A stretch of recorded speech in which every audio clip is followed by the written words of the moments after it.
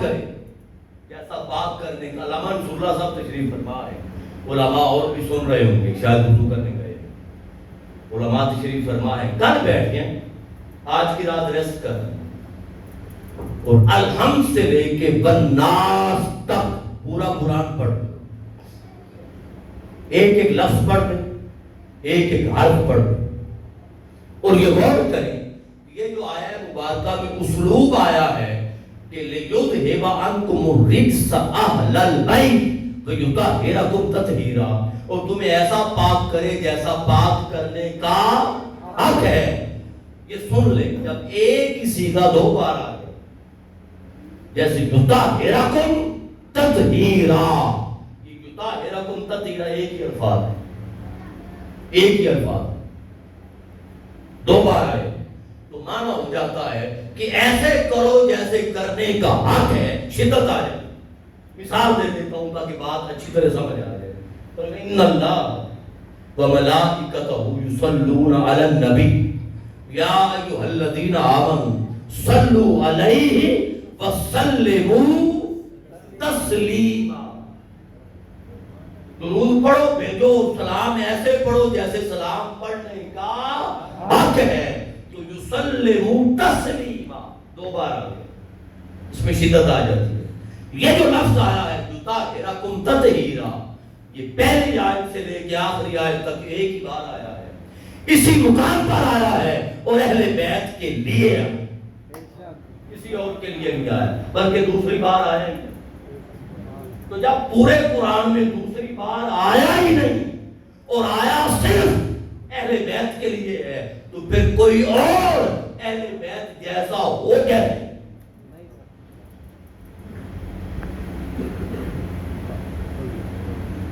صحابہ کی بات نہیں کر رہا, اس میں پریشان ہونے کی ضرورت. ہر صحابی کا آقا علیہ السلام نے الگ مرتبہ بیان کیا, مگر جب جس کا وقت ہو وہ وقت اسی کو. یہ کہاں لکھا ہوا ہے کہ 10 ماہ محرم الحرام ہو, عین یوم عاشور ہو, خانوادہ رسول ذبح ہو چکا ہو, لاشیں بچھائے جا چکے ہوں, اور گھوڑوں کی ٹانگوں سے جسموں کو برباد کیا جا چکا ہو, روندا جا چکا ہو, ریزہ ریزہ ذرہ ذرہ ٹکڑے ٹکڑے کیا جا چکا ہو, عین 10 محرم ہو, اور ہم 10 ماہ محرم الحرام کو حضرت امیر معاویہ کو عرس منائیں. یہ کہاں لکھا ہو؟ ہمارا کوئی انکار نہیں. میں حضرت امیر معاویہ رضی اللہ عنہ کہہ رہا ہوں, صحابی رسول مانتا ہوں, مگر کیا یوم عاشور کو ان کا کوئی شہادت ہے, کوئی ولادت ہے, کوئی وصال ہے, کوئی فتح ہے, کوئی ایسا کارنامہ جس کو بتایا جائے؟ تو یہ جو حضرت امیر معاویہ کا عرس منایا جاتا ہے عین 10 محرم کو, یہ عقیدے کی بنیاد پر نہیں منایا جاتا, یہ بغض کی بنیاد پر منایا. اور ایسا منانے والے اس وقت کے سب سے بڑے خارجی. اور اس ماہ محرم میں شاید آپ کو پتا ہے یا نہیں, اس سے امیر یزید منایا گیا.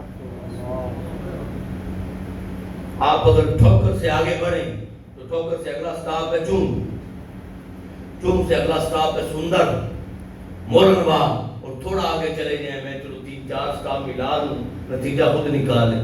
یہ جو 3-4 سٹاپس کا درمیانی حصہ ہے, یہاں پہ کوئی وقت کا اپنے آپ کو بہت بڑا مفتی کہنے والا, اس نے منایا.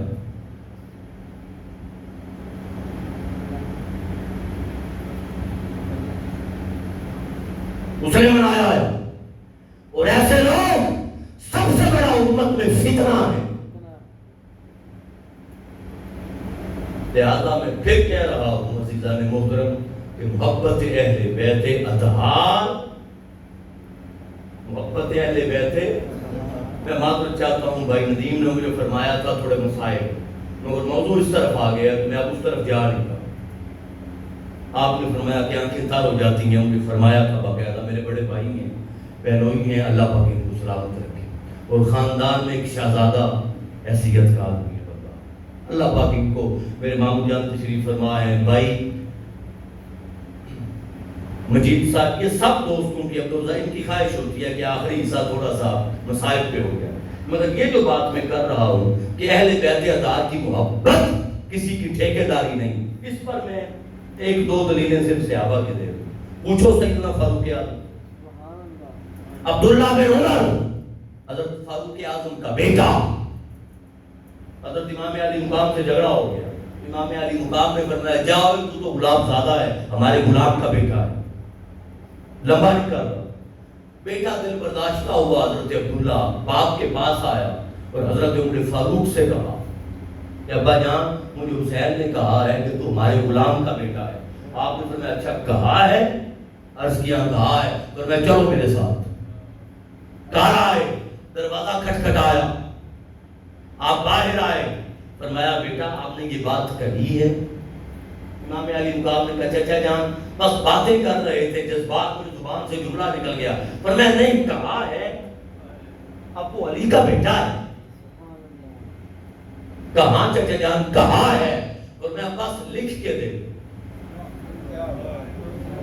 چٹ پر لکھ کے دے دو۔ عمر کتنی ہوگی؟ یہ وہ عمر ہے جس میں بچے کو یہ نہیں پتا کہ یہ مجھے کیوں کہہ رہا ہے، پتا ہوتا تو بیٹا کبھی شکایت لے کے نہ جاتا، مگر اگر لکھوا رہے ہیں تو وہ تو پیدا ہوتے ہی لکھنے والے، ان سے زیادہ جاننے والا کون ہے؟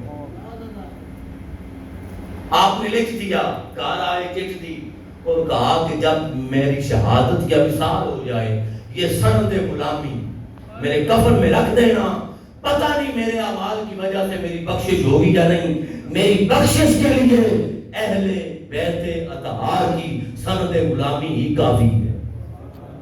بتاؤ کس کی ماننی ہے؟ اگر صحابہ کی ماننی ہے تو صحابہ کی تعلیمات تو یہ ہے۔ اس وقت شیعہ کہاں تھے؟ فقہ جعفریہ یہ نکلی حضرت امام محمد جعفر الصادق سے، اور یہ بیٹے ہیں امام محمد الباقر کے، اور یہاں امام محمد الباقر بیٹے ہیں امام زین العابدین کے، اور امام زین العابدین بیٹے ہیں امام حسین کے۔ کتنی نسلیں گزر گئی۔ اس وقت شیعہ گروہ تو تھا ہی نہیں، غلامان مصطفیٰ تھے، اہل سنت والجماعت تھے۔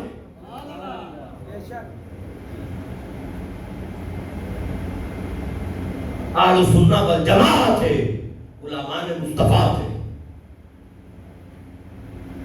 حضرت عثمان غنی کی طرف آ جاؤ، جب مولا کائنات کا نکاح، آپ کے پاس حق مہر کے پیسے نہیں، اور حق مہر سن لو نکاح میں واجب ہے۔ آقا علیہ السلام نے فرمایا علی زیرہ بیچ دو۔ آپ حضرت عثمان غنی کے پاس گئے، اور یاسف خان آپ حضرت عثمان غنی کے پاس گئے، اپنی زیرہ دے دو، اور متفق ہے شیعہ کتب میں لکھا ہے کہ زیرہ کی کل قیمت 50 درہم تھی، 50 درہم۔ آپ گئے، آپ نے کہا بھائی عثمان میرا نکاح ہے، حق مہر ادا کرنا ہے، یہ زیرہ لے لو، خرید لو، پیسے دے دو، میں حق مہر ادا کروں۔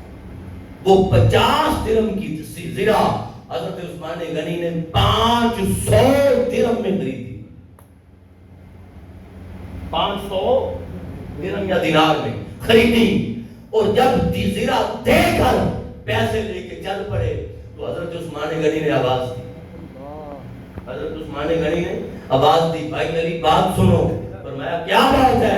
کہا زیرہ میں نے خرید لی، پیسے دے دیے، یہ زیرہ میری طرف سے تحفہ لیتے ہیں۔ سیدہ کائنات کا حق مہر، دنیا کا کوئی امام اس بات کو جھٹلا دے، سیدہ کائنات کا حق مہر حضرت عثمان غنی کے پیسوں سے ادا ہو۔ یہ صحابہ کی تعلیمات ہے، یہ کن کی تعلیمات ہے؟ اب ایک مثال اور دے دیتا ہوں، اگر ہمارے شیعہ کہیں بیٹھے ہوں، ان کے لیے کتنے امام ہوئے جو عقیدہ ہے؟ 11 امام ہو گزرے، 12ویں حضرت امام محمد المہدی نے آنا ہے، ایسے ہی ہے، ایسے ہی ہے۔ اب اس بات کا کوئی انکار کر دے، کوئی انکار کر دے، مائی کا لال، اگر کوئی اخلاقی جرت ہے تو کیا ایران کی فتح ہو، ایران کا بادشاہ یزدگرد، اس کی بیٹی حضرت شہر بانو مال غنیمت میں آئی تو خلافت حضرت عمر فاروق کا زمانہ تھا. مال غنیمت تقسیم ہوا، حضرت شہر بانو بچ گئی. اب کھڑے ہو گئے، کھڑے ہو کر حضرت عمر فاروق نے اعلان کیا شہر بانو شہزادی ہے، بادشاہ وقت کی بیٹی ہے، اس کی شادی وقت کے شہزادے سے. اس کی شادی سب نے سمجھا کہ اپنا بیٹا حضرت عبداللہ موجود ہے، سب نے سمجھا کہ آپ خلیفۃ المسلمین ہیں، خلیفہ وقت ہیں، خلافت فاروقی ہے. سب نے سمجھا کہ اپنے بیٹے عبداللہ کو کہیں گے. آپ کھڑے ہو گئے، آپ نے کہا اس کی بیٹی شہزادے سے ہوگی، اور میری نظر میں حسین سے بڑھ کر کوئی شہزادہ نہیں. نکاح پڑھایا. یہ نکاح حضرت شہر بانو کا اور حضرت حسین کا، امام علی مقام کا، یہ حضرت عمر فاروق نے پڑھایا. اور سنو، امام زین العابدین، امام علی مقام، امام حسین کے بیٹے، ان کی ماں حضرت شہر بانو ہے. یہ 12 امام اور اگلے 11 9 امام. اس سے پیچھے حضرت حسین، حضرت حسن مولا کائنات، 3 بھی اوپر گزر گئے. یہ 9 امام جو حضرت امام محمد المہدی تک آئیں گے، اور جن پر ہمارے بھائیوں کا عقیدہ ہمارا بھی ہے، اس میں کوئی شک نہیں. یہ تحفہ ہے سیدنا فاروق اعظم. یہ تعلیمات صحابہ ہے، یہ تعلیمات. اگر صحابہ کو مانتے ہو تو اہل بیت سے ٹوٹ کر محبت کرو، اہل بیت سے ٹوٹ کر محبت کرو. یہ عقیدہ صحابہ ہے، عقیدہ صحابہ کرام. لہذا یہ ذہن میں رکھ لو کہ طہارت کا جو اعلیٰ مقام اہل بیت اطہار کو اللہ پاک نے عطا فرما دیا، وہ کائنات میں کسی اور کو عطا نہیں کیا. اور وہ عطا اتنا پاک کر کے، صاف کر کے، طاہر کر کے، مطہر کر کے، مصفا کر کے، اجرا کر کے اور پاک کر کے اللہ پاک نے بھیجا کہ ان 5 تن کو اللہ پاک نے دین کی دلیل بنا. تو جو دین کی دلیل ہو وہ غلط نہیں. جب عیسائی آئے تھے نجران کے اور کہا آؤ ہم اپنے آپ کو لے آتے ہیں، تم اپنے آپ کو لے، ہم اپنی اولادوں کو لے آتے ہیں، تم اپنی اولادوں کو لے، نہ تو ابناءنا و ابناءکم ونساءنا و نساءکم وانفسنا و انفسکم ثم نبتہل ونجعل لعنۃ اللہ علی الکاذبین. ہم اپنے بیٹوں کو لے آئیں، تم اپنے بیٹوں کو لے آؤ، ہم اپنی بیویوں کو لے آئیں، تم اپنی عورتوں کو لے آؤ، ہم اپنی جانوں کو لے آئیں، تم اپنی جانوں کو لے آؤ. تو اپنے بیٹوں کی جگہ پہ حسنین گئے تھے، بیویوں کی جگہ پہ سیدہ گئی تھی، اور جانوں کی جگہ پہ حضور کے ساتھ مولا کائنات گئے تھے. 4 وہ تھے، 5ویں حضور تھے. پر میں آؤ اب بد دعا دو، نجعل لعنۃ اللہ علی الکاذبین، اور جو جھوٹے ہیں ان پر خدا کی لعنت کریں. تو آیت سے ثابت ہوا کہ ہر وہ شخص جو اہل بیت کے مد مقابل ہے اس پر خدا کی لعنت ہے اور وہ جھوٹا ہے. بس یہ پیمانہ ہے.